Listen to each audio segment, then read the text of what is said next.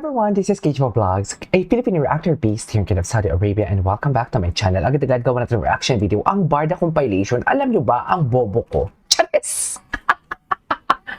What is bobo? Oh my God, nanggigigil ako for today's video. Kasi alam nyo bakit? Sabi ko, hala, bakit hindi ko nakikita si Madam Barda United na nagsasalita about the issue? Kasi I just want to hear her thoughts and opinions din. Happy New Year, everyone. Hindi tayo magagalit ngayon for today's video. Wala! Hindi tayo magagalit. Di ba? Papanoorin natin to kung paano to i-defend din. Kasi ako, tapos na yung part ko. I mean, wala naman tayong kanya-kanyang part. Pero what I'm trying to say is, okay na ako eh. 'Di ba? Nailabas ko na, 'di ba? Kung hindi nila maintindihan, hindi ko na kasalanan 'yon. Basta 'yun yung thoughts and opinions ko for today's video. So, sabi ko, bakit kaya hindi ko naririnig si Madam Barda United? Hindi ko nakikita ang kanyang mga posts. At parang ang tagal na bago nag-post si Madam Barda United. Dear, hindi pala ako nakalagin sa TikTok ko. Remember, pag sinasabi ko, hindi ko siya malike kasi hindi pala ako nakalagin. So ngayon, naka-private pala ang mga videos ni Madam Barda United. But then again, papanoorin natin to. Okay? Lahat eh. Wait. Sige na. Oh, di ba patawa-tawa nga lang si Madam Barda United eh. Okay lang tayo. Chill lang. Chill lang, busy din yes. kasi ako. Year-end kasi. But upon your request, nangako ko to come up with a little material. Yes. Nakapamigay naman tayo ng mga bonus sa empleyado natin, ma'am. But yun na nga, nalito ang lahat when suddenly, David was spotted in Clark Airport. Karoon pa nga ng confusion. Pero hindi si Alex yan kasi may lalaki sa tabi niya. Random customer lang yan ng Coffee Bean and Tea Leaf. But yun nga, sinabi ko doon sa isang kabarda na na-notice ko, bakit 22 hours ang posting? Which means, December 27 ito, nung hapon. Kasi, di ba, we spotted David leaving Bali Scene by plane in the morning of December 27. And the reason why I say it's on the same day, kasi pareho po yung damit niya, yung top niya, at pantalon niya na khaki, at yung cap niya po na NYC na medyo denim. Yun na nga, nung hapon, nag-post din si James, pero nasa NAIA 3 naman siya, T3. Which only means they are bound to two separate destinations na magkaiba, kasi magkaiba airport eh. Na nga, nalaman natin, suddenly, na-spot na si David sa Siargao, at si James naman na-spotted in Bicol. So, we won't make pretensions, no? Siyempre, it is what it is, no? Spotted again in Siargao, and we're now going into another episode of Siargao 2. May second episode pala. Wala naman tayong magagawa kung, di ba, later, sasabihin ni David sila na, di ba? Wala tayong magagawa. Oo. Pero, what I can do for you is at least malabo yan. Malabong sabihin ni David or malabo na sila. Go. Debunk yung mga false claims, okay? That way I can help you. So ano ba yan? Look at the picture on the left. Yan yung sister ni yan na naman yung iniiwasan natin. Si Bianca yung manira and sila. husband Gus. And the guy on her left is Osmond Tantuco. Siya yung pinsan ni D. Na alam nyo na, chika. But obviously, the plate number 6 and number 5 belongs to Bianca and Osmond. Okay? Okay, so on the other side naman, we see plate number 1, 2, 3, and 4. So plate number 1 belongs to A, plate number 2 belongs to Gary Jr., her brother, and plate number 3 belongs to somebody I don't know. Galing talaga ng Barda United. And obviously, the fourth plate is David's kasi walang nakaupo. Di ba po? So syempre tayo, debunk natin. I call the branch this is the Cloud9 branch po in Siargao. They have 2 branches. And according to the waiter that served them, the reason nasa likod ni ACD kasi tinawag siya ni Joel para pa-picture. Pero ang reality, nakaupo po siya. Pero at the end of the day, no matter what, magkatabi sila or what, no matter what, at the end of the day, my thoughts and opinions about this one, it's just like, bakit sila magkasama sa Siargao? Pero kasi, ang akin kasi, hanggat walang sinasabi si David dyan, ang assumption ko is all about business. Kasi bakit ka naman mag-Siargao kung hindi naman peak season to celebrate New Year? Pwede pa sa La Union, pwede pa sa Boracay. Pero Siargao, I doubt. Di ba? Yun lang yun yung thoughts and opinions ko. Kung magsasalita si David na girlfriend siya, okay, so be it. Pero malabo yun. Hindi niya girlfriend yun. Chares! Nakita nyo na ba? Actually, kanina ko lang isi-shoutout ko lang nag-feed sa akin ng chika. Actually, hindi ko napansin. Yung dump ni David, ni Barbie, sabi nila wala daw doon si David, 'di ba? Nag-post wala si David. Wala man si David, pero andun yung Barda. Alam niyo bakit? Nakita niyo yung Yung Monopoly card, yung number 5. Ano yung number 5? It's Barda Day. Oh, loko. Ang talino ni, ayoko lang i-chika yung name niya, pero magaling siya. Hindi ko napansin yung kahapon. Anyways. Sarah. In fact, according to the waiter, ang mas kausap niya yung guy na nakatabi ng According to the brother. waiter, Parang atake. they were discussing business. Oh, Kumbaga, yung guy na nakakap, na bilog ang face, yun ang mas kausap ni David at katabi niya ng upuan. And of course, marami pang lalabas na videos dyan, di ba?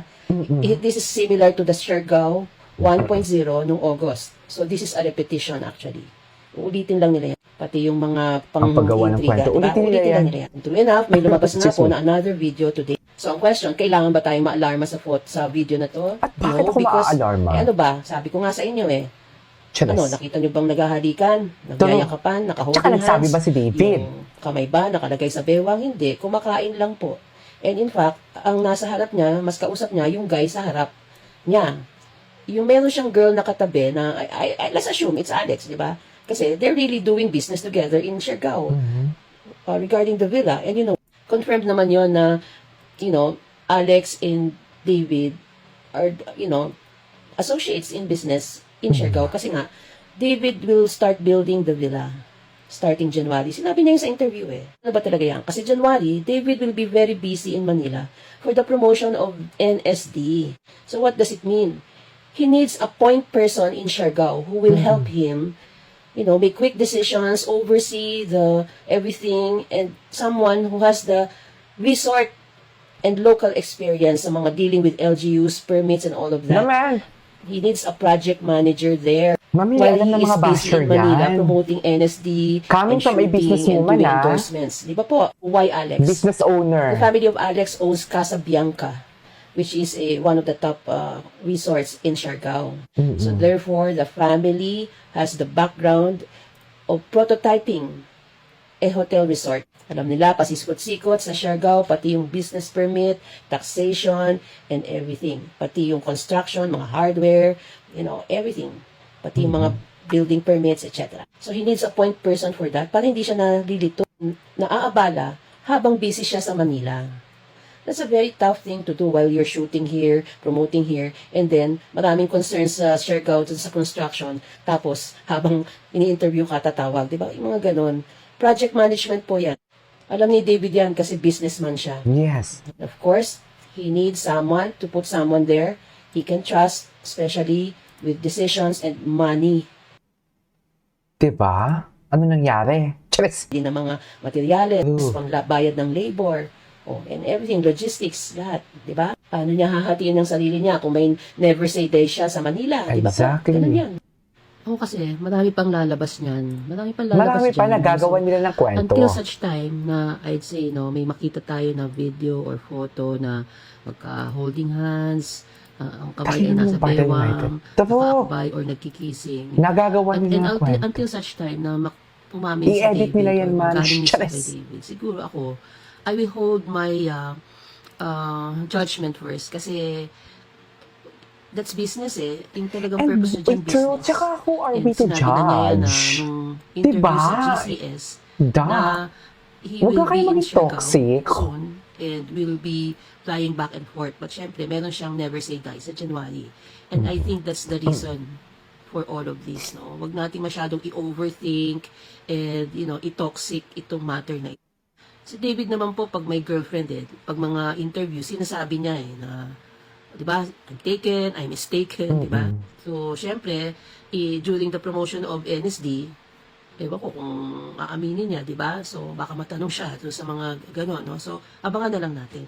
In the meantime, very obvious naman na wala siyang sinasabi, di ba? At wala rin siyang actions or behavior that would tell us na sila na, di ba? And in fact, even present in Siargao, wala siyang behavior doon that will tell us na there's something more. Except, present sila in the same place, di ba po? Yung Balisin, hindi naman po confirmed na nandun si A. Although ako, I got a medyo definitive answer na wala si A doon sa Balisin. Diba? In fact, ito lang sa Siargao siya, parang bumalik or nag-resurface. Of course, there are many theories, no? But these are just theories. We really don't know.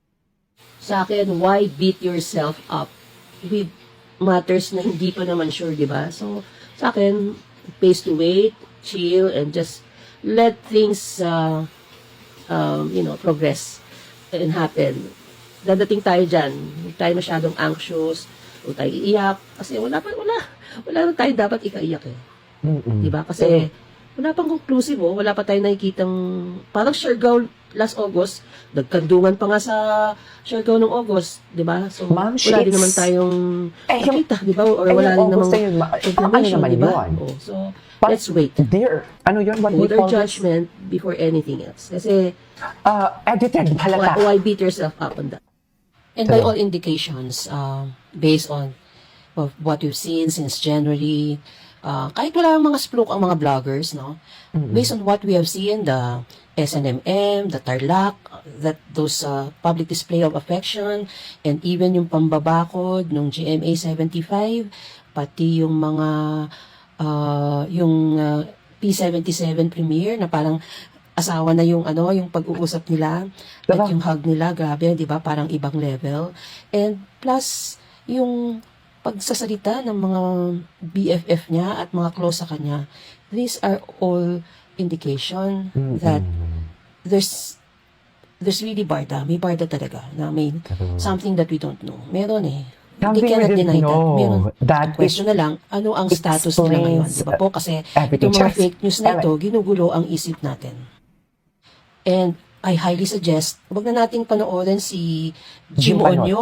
Oo. Wag na natin Si siya Jim panoorin at Jim medyo Onyo, siya pala ikampanya kaya. natin yung pagiging fake news niya Totoo. para alam ng lahat. Yun Totoo. po. Ay, tapos na yun. Anyways, that is our for today's video debunking. Ang galing pati sa plato na debunk. Sa totoo lang. So yeah, that is our for today's video. Happy New Year, everyone. This is Kichpo Vlogs and see you on my next vlog.